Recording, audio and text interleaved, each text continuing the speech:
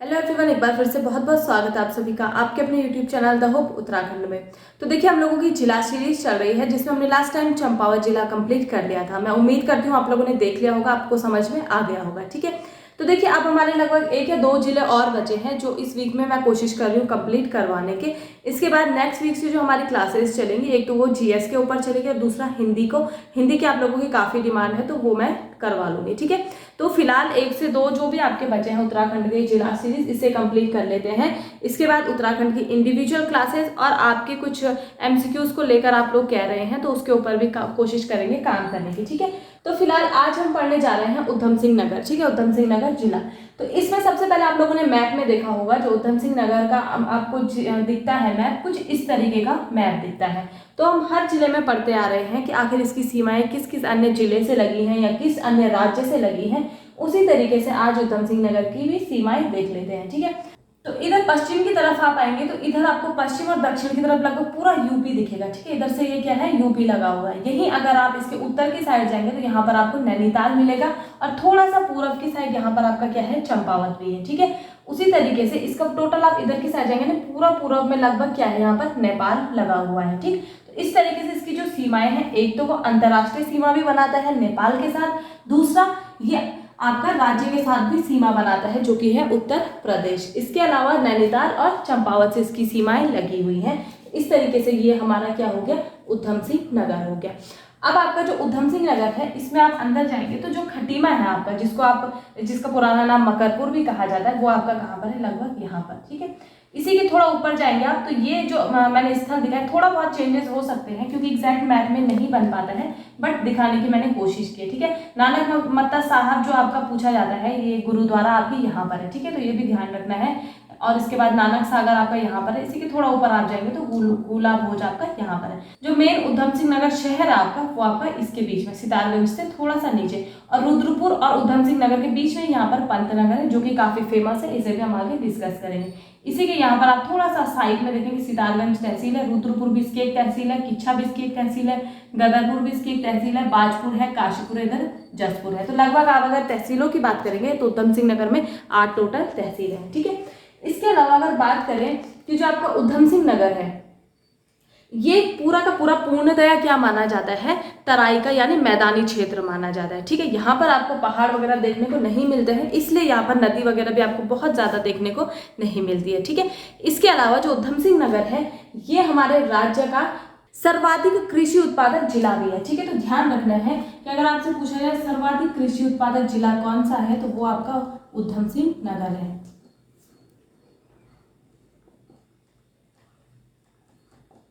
कृषि उत्पादक जिला, ठीक है, कौन सा है, उधम सिंह नगर है। ठीक, इसके अलावा क्यों है ये इतना ज्यादा कृषि उत्पादक जिला, क्योंकि यहाँ पर आपको देखने को मिलेगा लगभग जो नदियां हमारी जाती हैं वो यहाँ से क्या हो जाती है, ऊपर से यहाँ से नैनीताल से आएंगी तो नीचे के लिए आएंगी तो मैदान लग जाता है, वहां से नदियों का फ्लो थोड़ा स्लो हो जाता है, जिसकी वजह से जो भी यहाँ से मिट्टी पत्थर कंकड़ वगैरह लेकर नदियाँ आती हैं वो मैदानों में बिछ जाती है। इसकी वजह से फसल वगैरह यहाँ पर बहुत अच्छी होती है। गन्ना उत्पादन में भी ये हमारे राज्य का प्रथम जिला है, ये भी ध्यान रखना है। ठीक है, अब आप इसको देख सकते हैं, इसकी चौड़ाई बहुत कम है उधम सिंह नगर की। ठीक है, और लंबाई इसकी काफी ज्यादा है। तो अगर इसकी लंबाई की बात करें तो लगभग 170 किलोमीटर ये लंबा है। ठीक है, लंबाई की अगर बात करें, वही चौड़ाई आप देख सकते हो बहुत थोड़ा सा चौड़ा है, लगभग हमारे जितने भी जिले हैं सबसे कम चौड़ा है ये। और चौड़ाई की बात की जाए तो लगभग ये 30 किलोमीटर चौड़ा है। ठीक है, 30 किलोमीटर इसकी चौड़ाई है। ठीक, तो यहाँ पर जो धरती इतनी ज़्यादा उपजाऊ है, यानी कि जो मिट्टी यहाँ की इतनी ज़्यादा उपजाऊ है, इसकी वजह से उत्तराखंड का इसे हृदय भी कहा जाता है। तो अगर आपसे पूछा जाएगा कि उत्तराखंड का हृदय किस जिले को कहा जाता है, तो आपको पता होना चाहिए वो कौन सा है, उधम सिंह नगर, उत्तराखंड का हृदय।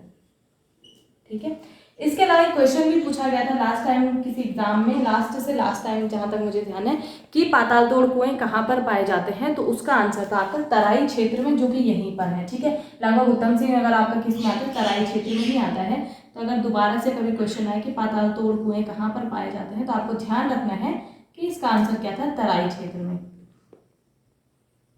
अब पाताल तोड़ कुएं क्या होते हैं ये भी पता होना चाहिए। तो पाताल तोड़ कुएं उस जमीन को कहा जाता है जहाँ पर आप थोड़ा सा जमीन खोदते हैं, आपको नमी मिलती है या पानी मिलता है, तो ऐसी जगह को कहा जाता है पाताल तोड़ कुएं। ठीक है, जहाँ पर आपको सीधे सीधे पानी मिल जाए, ज़्यादा कुछ मेहनत ना करनी पड़े। तो ये जो धरती है लगभग नमी वाली धरती है, नमी यहाँ पर बनी ही रहती है, इसी वजह से फसल भी अच्छी होती है, इसी वजह से इसे उत्तराखंड का हृदय कहा जाता है फसल अच्छी होने की वजह से, और इसी वजह से यहाँ पर पाताल तोड़ कुएं भी पाए जाते हैं। ठीक, अब अगर इसके अन्य नाम आपसे पूछे जाए तो इसके अन्य नाम अब आपको नोट करना है।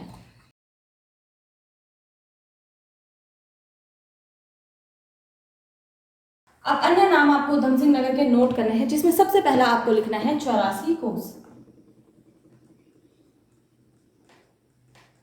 अगर आपसे पूछा जाए 84 कोस किसे कहा जाता है, तो उधम सिंह नगर को कहा जाता है।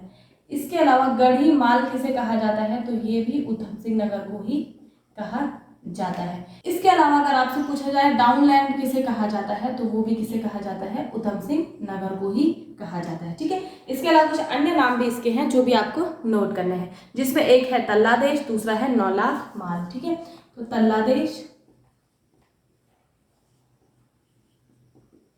और नौ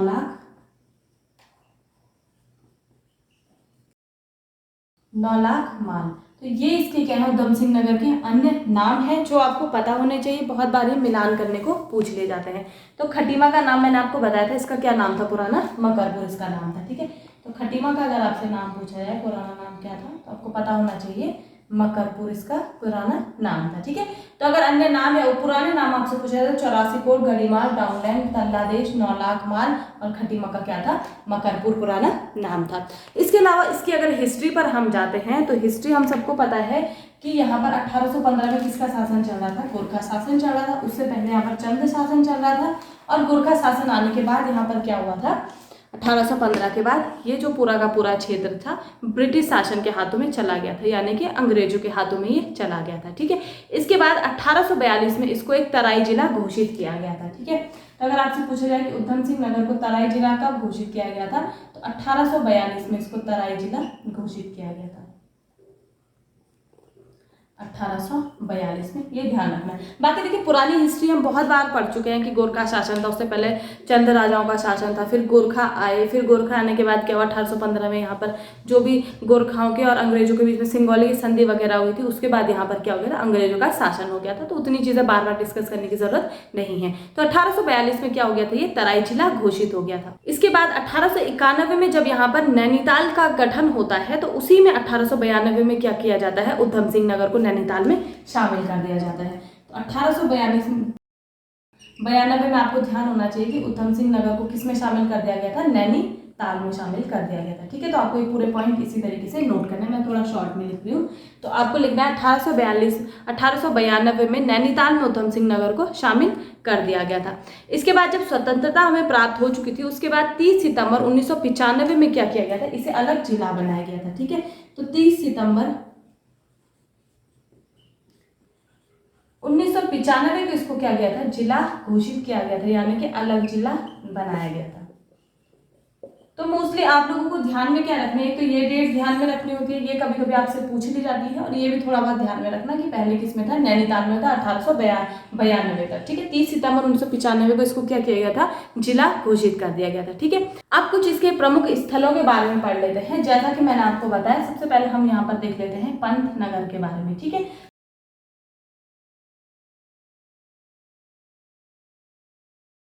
तो सबसे पहले पंतनगर के नाम की ही बात कर लेते हैं कि आखिर इसका नाम पंतनगर किसके नाम पर रखा गया था। तो ये कहा जाता है कि गोविंद बल्लभ पंत के नाम पर इसका नाम क्या पड़ा था, पंतनगर पड़ा था। ठीक है, तो अब आप लोग को लिखना है पंतनगर,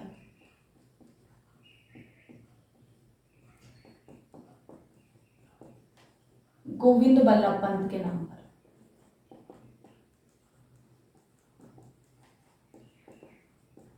इसका नाम क्या पड़ा था, पंतनगर पड़ा था। ठीक है, इसके बाद आप सबको ही पता है पंतनगर में जो हमारे देश का पहला कृषि विश्वविद्यालय था उसकी स्थापना की गई थी, और उसकी स्थापना का वर्ष आपसे पूछा जाता है, ये था 17 नवंबर 1960। ठीक है, तो देश का प्रथम कृषि विश्वविद्यालय।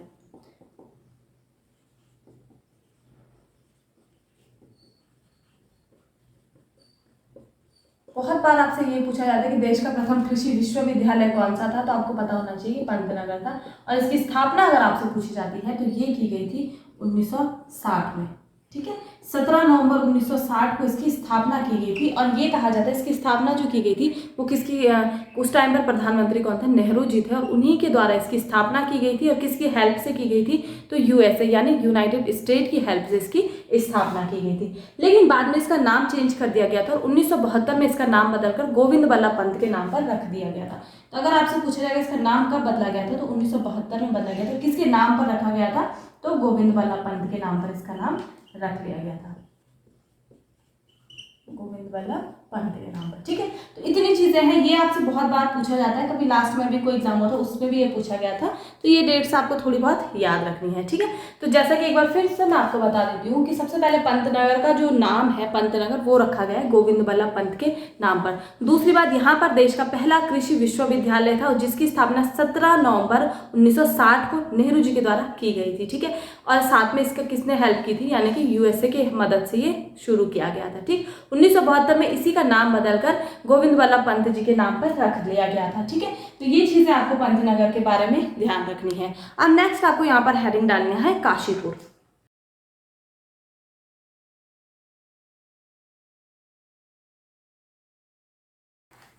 तो अब आपको हेडिंग डालनी है काशीपुर। तो सबसे फेमस क्वेश्चन काशीपुर से क्या बनता है कि इसका पुराना नाम क्या था, तो गौविशाण इसका पुराना नाम था। ये बहुत बार आप लोगों ने पढ़ा भी होगा और क्वेश्चन एग्जाम में पूछा भी जाता है, गौविशाण। ठीक है, अब गौविशाण का मतलब क्या होता है, गौ का मतलब होता है गाय और विषाण का मतलब होता है सींग। तो इसका क्या मतलब निकल कर आया, गाय का सींग इसका मतलब है। ठीक है, ये आप लोगों को ध्यान रखना है।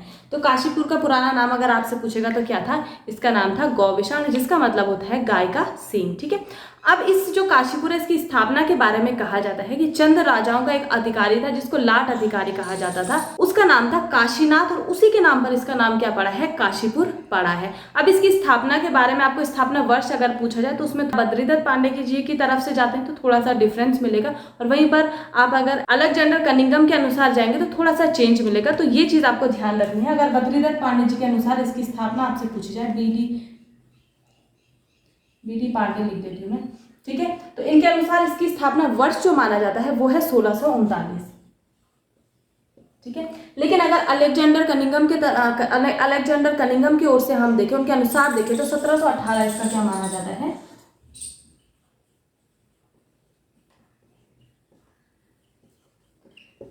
1718 इसका स्थापना वर्ष माना जाता है। तो इन दोनों में देखिए दोनों चीजें आपको देखने को नहीं मिलेंगी, दोनों वर्ष देखने को नहीं मिलते हैं, लेकिन आपको एक इनमें से देखने को मिल सकता है। तो ध्यान आपको दोनों रखना है। ठीक है, तो इसकी स्थापना वर्ष नॉर्मली नहीं पूछा जाता, लेकिन विवादित क्वेश्चन कभी कभी एग्जामिनर एक आध रख भी सकते हैं, तो उस चीज में दोनों आपको वर्षों का ध्यान रखना है। ठीक है, 1639 बद्रीदत्त पांडे जी की एक पुस्तक है उसके अनुसार है, और अलेक्जेंडर कनिंघम के द्वारा क्या है, 1718 है। ठीक है, इसके अलावा आपका जो काशीपुर है यहीं पर द्रोण सागर भी स्थित है, और ये माना जाता है कि पांडवों के द्वारा इसको बसाया गया था। ठीक है, तो अगर आपसे पूछा जाए द्रोण सागर कहाँ पर है, तो आपको पता होना चाहिए काशीपुर में है। और ये मान्यता है कि किसके द्वारा बसाया गया था, ये बसाया गया था पांडवों के द्वारा। इसी जो आपका द्रोण सागर है इसी के पास में उज्जैन का किला भी है। तो अगर आपसे पूछेगा उज्जैन का किला कहाँ पर है, तो आपको पता होना चाहिए ये काशीपुर में है, उज्जैन का किला। ठीक है, ये द्रोण सागर के पास में ही काशीपुर में ही है। ठीक, तो द्रोण सागर हो गया, उज्जैन का किला हो गया, ये आपके कहाँ पर है, काशीपुर के पास में ही है। तो आप सबको ही पता होगा जो लोक रत्न पंत यानी गुमानी पंत है, जो एक क्या है, कवि है, महान कवि, उनका जो जन्म स्थली है वो भी कौन सी है, आपकी काशीपुर ही है, और ये आपसे क्वेश्चन पूछा भी जाता है। ठीक, इसके अलावा एक ज्वाला देवी का मंदिर है जिसको कि बाला सुंदरी का मंदिर भी कहा जाता है, वो भी आपका काशीपुर में है, ज्वाला देवी या बाला सुंदरी का मंदिर।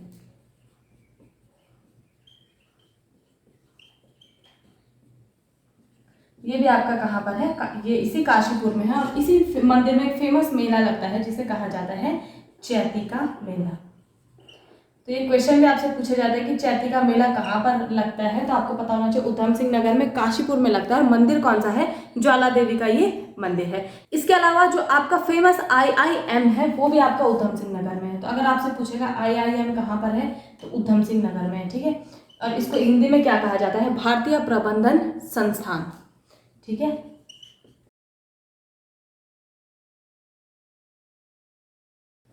भारतीय प्रबंधन संस्थान, इसको हिंदी में कहा जाता है। और इंग्लिश वाले अगर इंग्लिश में आपको लिखना है तो आप लिख सकते हैं इंडियन इंस्टीट्यूट ऑफ मैनेजमेंट।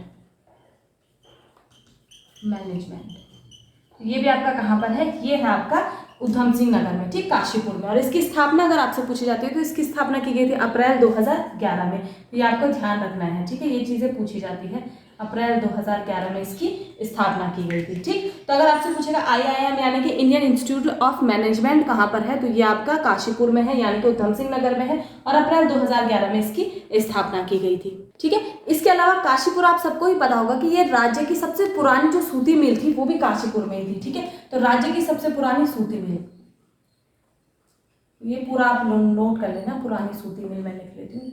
तो ये भी आपका कहाँ पर था, यही उधम सिंह नगर में था, ठीक है। इसके अलावा आपको काशीपुर के बारे में अंतिम फैक्ट लिखना है। जो खोखरे का टीला है वो भी आपका काशीपुर में है। तो अगर आपसे पूछेगा खोखरे का टीला ये कहाँ पर है, तो ये आपका काशीपुर में है, खोखरे का टीला।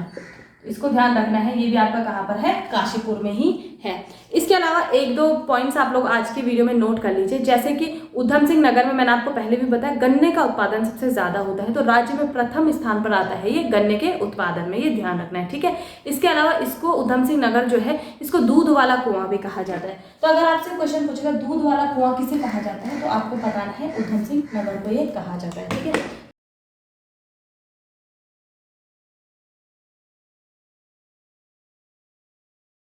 ठीक है, दूध वाला कुआं किसे कहा जाता है, ये कहा जाता है उधम सिंह नगर को, ठीक। इसके अलावा किच्छा का अगर आपसे पुराना नाम पूछा जाए तो इसका पुराना नाम था बिलारी, ठीक है। तो किच्छा का पुराना नाम आप लोग लिख लीजिए, ये था बिलारी, ठीक है।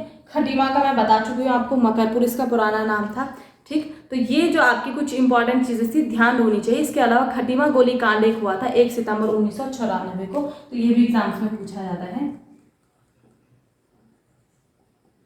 खटीमा कांड अगर आपसे पूछा जाए तो ये कब हुआ था, 1 सितंबर 1994 को हुआ था, ठीक है। तो ये चीज़ें ध्यान में रखनी है, यही मोस्टली पूछी जाती हैं आपसे। 1994 को खटीमा कांड हुआ था। तो आज की वीडियो इसी के साथ मैं समाप्त करती हूँ। इनकेस आपकी कोई क्वेरी हो, कोई भी आपको प्रॉब्लम आ रही हो, आप मुझे कमेंट करके पूछ सकते हैं, ठीक है। इसके अलावा इसका नेक्स्ट पार्ट आपके लिए कल अपलोड हो जाएगा, उसके साथ ही आपका एक जिला और कंप्लीट हो जाएगा। इसी के साथ आज की वीडियो समाप्त करती हूँ। वीडियो आप लोगों को पसंद आती है तो प्लीज़ लाइक शेयर जरूर करें। मिलता है नेक्स्ट वीडियो में, धन्यवाद।